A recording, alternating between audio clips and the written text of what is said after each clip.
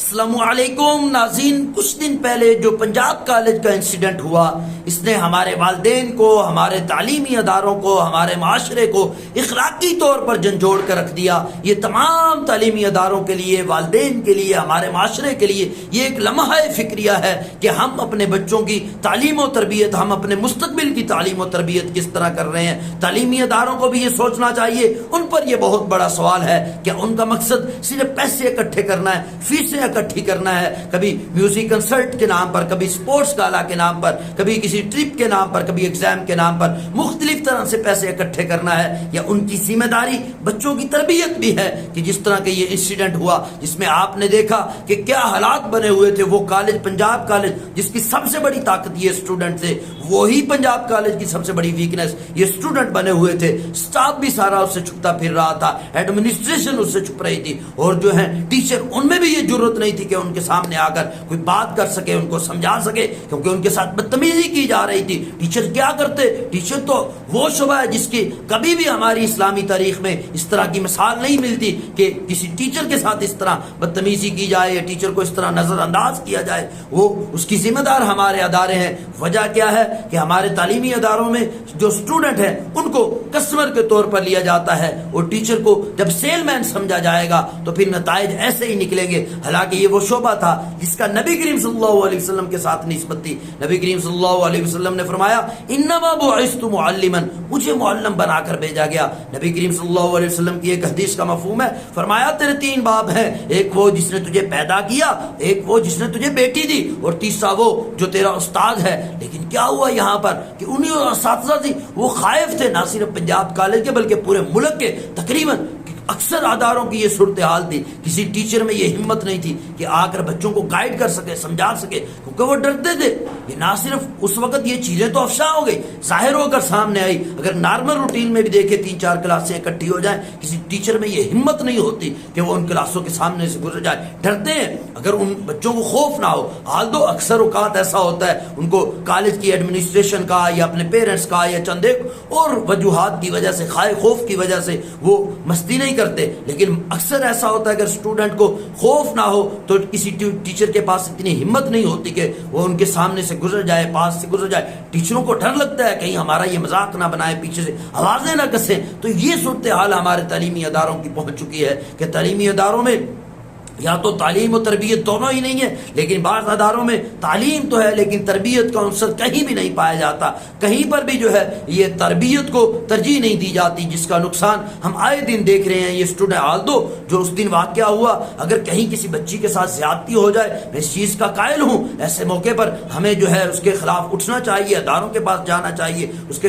خلاف کیس دائر کرنا چاہیے۔ لیکن سب سے پہلے ہمارے پاس وکٹم ہونا چاہیے، جس کے ساتھ زیادتی ہوئی ہے اس کا تو پتہ ہونا چاہیے کہ اس کے ساتھ زیادتی ہوئی ہے۔ پھر اگر انصاف نہ ملے پھر ہماری ذمہ داری ہے کہ ہم احتجاج کریں، پرامن احتجاج کریں، لیکن اس کا مقصد یہ نہیں ہے۔ وہ ادارے جو ہماری تعلیم و تربیت کا بندوبست کرتے ہیں، جہاں پر قال اللہ اور قال رسول اللہ کی صدائیں گونجتی ہیں، جہاں پر ہمیں جدید تعلیم سے آراستہ کیا جاتا ہے، ہم انہی اداروں کی اینٹ سے اینٹ بجا دیں۔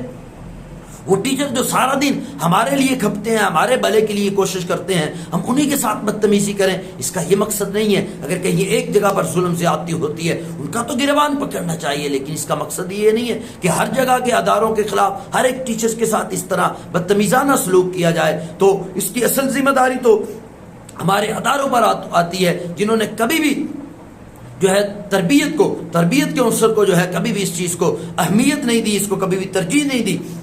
اگر پڑھائی بھی کرائی جاتی ہے تو اس کا مقصد بھی یہی ہوتا ہے اچھا رزلٹ آئے گا، اس سے نئے ایڈمیشن آئیں گے، اچھے ایڈمیشن آئیں گے، لیکن تربیت کو بالکل ہمارے تعلیمی اداروں نے، ہمارے معاشرے نے نظر انداز کر دیا ہے، جس کا نتیجہ جو ہے ہمارے ملک کی جو تباہی ہے، اس کی بھی اصل ذمہ داری یہی ہے۔ یہی لوگ ہیں کہ ہمارے جب تعلیمی اداروں میں تربیت نہیں ہوگی تو ابھی ہم دیکھتے ہیں جو ملک کا سب سے کرپٹ ترین طبقہ ہے، پڑھا لکھا طبقہ ہے، جو پڑھا لکھا طبقہ ہے، اگر ملک کا جو حکمران ہے، ہر حکمران پر جو ہے کرپشن کے الزام لگائے جاتے ہیں، ظلم زیادتی کے الزام لگائے جاتے ہیں، جو ملک کو تباہی کے دہانے پر لانے والے ہیں وہ کون ہے؟ پڑھا لکھا طبقہ ہے۔ ہماری سب سے پہلی ذمہ داری ہے ان پڑھے لکھے طبقے کی تعلیم سے بھی زیادہ جو ذمہ داری ہے وہ تربیت ہے۔ نبی کریم صلی اللہ علیہ وسلم کی اگر آپ مثال پڑھتے ہیں، ان کا جو زیادہ فوکس تھا، ان کا جو قرآن پاک میں بھی اگر آپ دیکھتے ہیں تو زیادہ جو آیات ہیں وہ تربیت پر منحصر ہیں، ڈرایا گیا ہے، سمجھایا گیا ہے، تعلیم سے زیادہ جو ہے مسائل سے زیادہ قرآن پاک میں بھی جو ہے وہ تربیت کا جو ہے عنصر پایا جاتا ہے۔ نبی کریم صلی اللہ علیہ وسلم نے بھی اپنی جو ساری زندگی ہے وہ تربیت پر جو ہے صرف کر دیا ہے۔ حال تو تعلیم جو ہے علم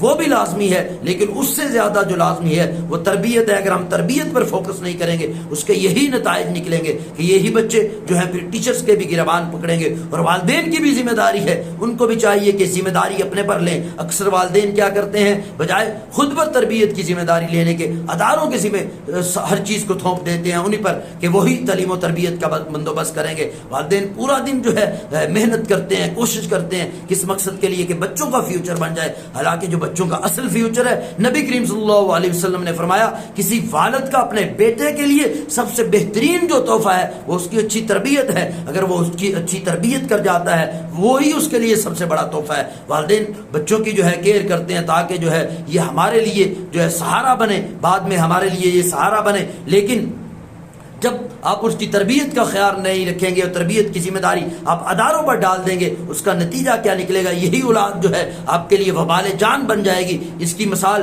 چھٹی بری اولاد کی جو مثال ہے وہ چھٹی انگلی کی طرح ہے، جس کو نہ انسان رکھ سکتا ہے نہ کاٹ سکتا ہے۔ تو اس لیے والدین کو بھی چاہیے، قرآن پاک میں بھی اللہ تبارک و تعالی نے فرمایا ہے وَقُوا أَنفُسَكُمْ وَأَهْلِيكُمْ نَارًا، کہ اپنے آپ کو بھی آگ سے بچاؤ اور اپنی اولاد کو بھی۔ اولاد کی ذمہ داری بھی والدین پر ہے۔ والدین کو چاہیے اولاد کی جو ہے تعلیم و تربیت کو سب سے پہلے ترجیح دیں۔ والدین کو چاہیے اولاد کو وقت دے۔ اکثر اوقات یہ دیکھا گیا ہے جو بچے بدتمیز ہوتے ہیں، جو بہت زیادہ بگڑ جاتے ہیں، اس کی بڑی وجہ یہی ہوتی ہے جب والدین اپنی اولاد پر فوکس نہیں کرتے، توجہ نہیں دیتے، ٹائم نہیں دیتے، ان کی ایکٹیویٹیز کو آبزرو نہیں کرتے۔ اکثر دیکھا گیا ہے وہ بچے بگڑ جاتے ہیں۔ جو بچے آج اساتذہ کے ساتھ بدتمیزی کر رہے ہیں، ان کی بات کو نہیں سننے کے لیے تیار، وہ کل کو پیرنٹس کی بات بھی نہیں سنیں گے۔ یہی وجہ ہے ملک میں جو ہے وہ اولڈ ہاؤس جو ہے وہ آباد ہو رہے ہیں اور بچے جو ہے والدین کی بالکل بھی رسپیکٹ نہیں کر رہے۔ اس کی وجہ یہی ہے کہ جب والدین اپنی ذمہ داری پوری نہیں کرتے۔ حضرت عمر رضی اللہ تعالیٰ عنہ کے پاس ایک کیس آیا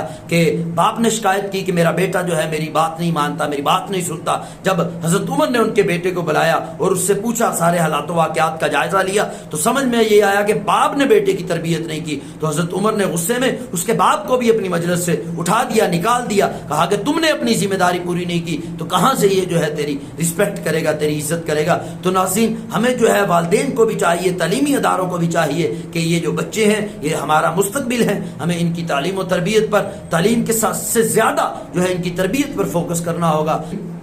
اگر ہم نے اس تربیت کو عنصر کو اسی طرح نظر انداز کرتے رہے تو اس کے نتائج وہی نکلیں گے جو پنجاب کالج کی صورتحال میں ہمیں دیکھنے میں نظر آئے۔ باقی ویڈیو سننے کا بہت شکریہ، اپنا بہت سا خیال رکھیں، اللہ حافظ۔